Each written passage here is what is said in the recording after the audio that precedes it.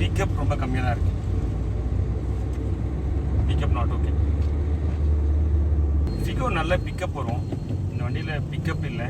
தவிர வண்டியை மூவ் பண்ணும்போது ஆஃப் ஆகுது. இதெல்லாமே வந்து பார்த்தோன்னா ஸோ ஒரு பெரிய அப்சர்வேஷன் தான், ரொம்ப நோட் பண்ணக்கூடிய அப்சர்வேஷன்ஸ். கம்ப்ளீட்டாக ஆக்சிலேட்டர் 4 பண்ணிட்டேன், ஆனால் வண்டியில் பிக்கப்பே இல்லை. ஈவன் 3000 RPM வந்துருச்சு. 3000 RPM வந்ததுமே வந்து பார்த்தோன்னா பிக்கப் வரல. வண்டி 63,398 கிலோமீட்டர்ஸ் ஓடி இருக்கிறதா இன்ஸ்ட்ருமெண்ட் கிளஸ்டர் காட்டுது. செக் பண்ணி பார்த்துலாம் நிஜமாலே அவ்வளோதான் ஓடிட்டு இருக்கா இல்லை ஜாஸ்தி ஓடி மீட்டர் அட்ஜஸ்ட் பண்ணியிருக்காங்களா அப்படிங்கிறத. வியூவர்ஸ், நம்ம சேனல் இது வரைக்கும் சப்ஸ்கிரைப் பண்ணாமல் தான் ப்ளீஸ் சப்ஸ்கிரைப். அது போக சேனல் ப்ரொமோஷன் ஆஃபராக உங்கள் வண்டியில் செக் இன்ஜின் லைட் வந்துச்சு அப்படின்னா எதனால் வந்திருக்கு அப்படிங்கன்னு செக் பண்ணி ஸ்கேன் பண்ணி பார்த்து சொல்கிறதுக்கு 50% டிஸ்கவுண்ட்டில் தரோம் நம்மளோட சப்ஸ்கிரைபருக்கு. சரிங்களா, வாங்க வீடியோக்குள்ளே போகலாம். ஃபோர்டு காரை பொறுத்தவரையில் வண்டி வாங்கும் போதே ஒரு நல்லதாக வாங்கிடணும். வாங்கி ரிப்பேர் பண்ணலாங்கிற அந்த மைண்ட் செட் போகக்கூடாது. ஏன்னா வெரி எக்ஸ்பென்சிவ் பார்ட்ஸ்லாம்.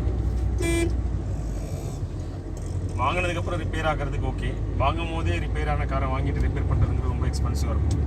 அதுக்கு கூட 50,000 ரூபா கொடுத்து நல்ல காரை வாங்கிக்கலாம்.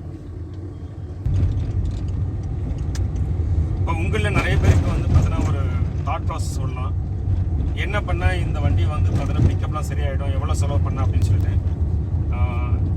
டெக்னிக்கலாக எல்லாமே நம்ம ஃபிக்ஸ் பண்ண முடியும், ப்ராப்ளத்தை ஃபிக்ஸ் பண்ண முடியும். ஆனால் அதில் என்ன இருக்குன்னா இந்த லோயஸ்ட் அண்ட் ஹையஸ்ட் இருக்குது. இந்த லோயஸ்ட் ஹையஸ்ட் எவ்வளோ ஆகுங்கிறதுலாம் இப்போ நம்ம பண்ணக்கூடிய டெஸ்ட் டிரைவு, இப்போ பண்ணக்கூடிய எவால்யூஷனில் செக் பண்ண முடியாது.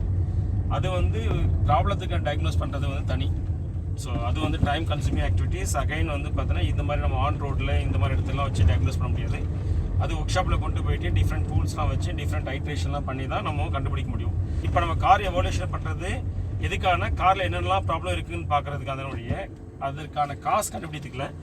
ஒருவேளை பிக்கப் வந்து சரி பண்ணோம் அப்படின்னா சின்ன லெவல்லையுமே சால்வ் ஆகலாம், பெரிய லெவல்லையுமே சால்வ் ஆகலாம். ஆனால் சின்ன லெவலில் இருக்கா பெரிய லெவலில் இருக்காங்கன்னு இப்போ நம்ம சொல்ல முடியாது. ஸோ அதனால் நம்ம எப்போவுமே என்ன பண்ணுவோம், ஒஸ்ட்டு சினாரியோ தான் எடுத்துப்போம். அதிகபட்ச காஸ்ட் எவ்வளோ எடுத்துக்கும், ஒரு வேளை ஒஸ்ட்டு சுச்சுவேஷன்லேயே இருந்துச்சுன்னா எவ்வளோ காஸ்ட் ஆகும்னு திங்க் பண்ணி தான் அதுக்கு தான் நம்ம வந்து பார்த்தோன்னா கஸ்டமருக்கு நம்ம அலர்ட் பண்ணுவோம், வேண்டாம் இவ்வளோ காஸ்ட் ஆகும் அப்படிங்கிறது. எக்ஸாம்பிள் வந்து பார்த்தீங்கன்னா இந்த வண்டியில் வந்து டயக்னோஸ் பண்ணி பார்த்தா தெரியும். ஒரு வேளை ஒஸ்ட்டு சுச்சுவேஷன் வந்துச்சுன்னா 2 ஒஸ்ட்டு கண்டிஷன் இருக்கலாம். ஒன்று இன்ஜெக்டர்ஸ் ப்ராப்ளம் இருக்கலாம், சரிங்களா. ரெண்டாவது என்ஜின் ப்ராப்ளம் இருக்கலாம். சில நேரம் ரெண்டுமே வரை இருக்கலாம். ரெண்டுமே இருந்துச்சுன்னா எவ்வளோ ஆகும் அப்படின்னா இன்ஜெக்டர்ஸ் மட்டுமே நமக்கு 60,000 ரூபா ஆகும். இன்ஜினில் கையை வச்சோம்னா 1.5 லட்ச ரூபா ஆகும், சரியாக ப்ரொஃபஷனலாக பண்ணோம்னா. ரைட்டா லெஃப்டா சார்? ரைட் சரி, ரைட்டு லாஸ்ட் லிஃப்ட். ஸோ நம்ம எப்போவுமே என்ன சொல்லுவோம், இந்த ப்ராப்ளத்துக்கான ஒஸ்ட் கண்டிஷனை தான் நம்ம வந்து கஸ்டமர் கலெக்ட் பண்ணுவோம்.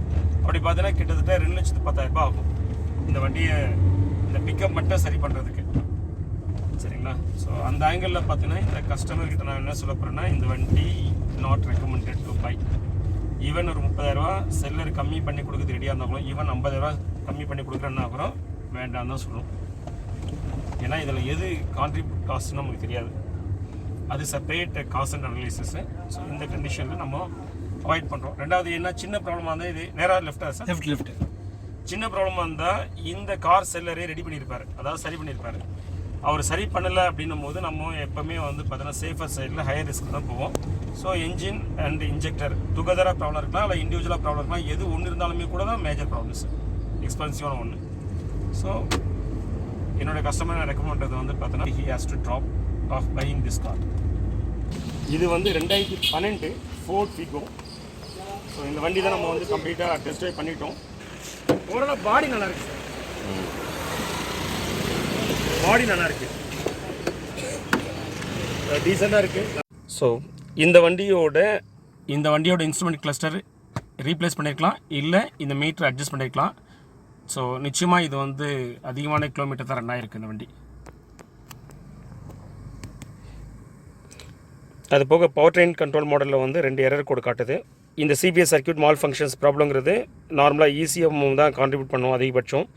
ஸோ இது ரிஸ்க்கு தான் இந்த காரை வாங்குறது.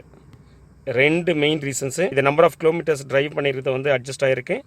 செகண்ட் வந்து பார்த்திங்கன்னா பவர் ட்ராப் பயங்கரமாக கம்மியாக இருக்குது. அதுக்கு காரணம் வந்து பார்த்திங்கன்னா இசிஎம்மாக இருக்கலாம், இல்லை இன்ஜெக்டராக இருக்கலாம், இல்லை வண்டியோட இன்ஜினுமே இருக்கலாம். இதில் எதுன்னு தெரியாது, 1 ஆர் 1க்கு மேலவும் இருக்கலாம். அதனால் இந்த வண்டியை வாங்கி ரிஸ்க் எடுக்க வேண்டாம்.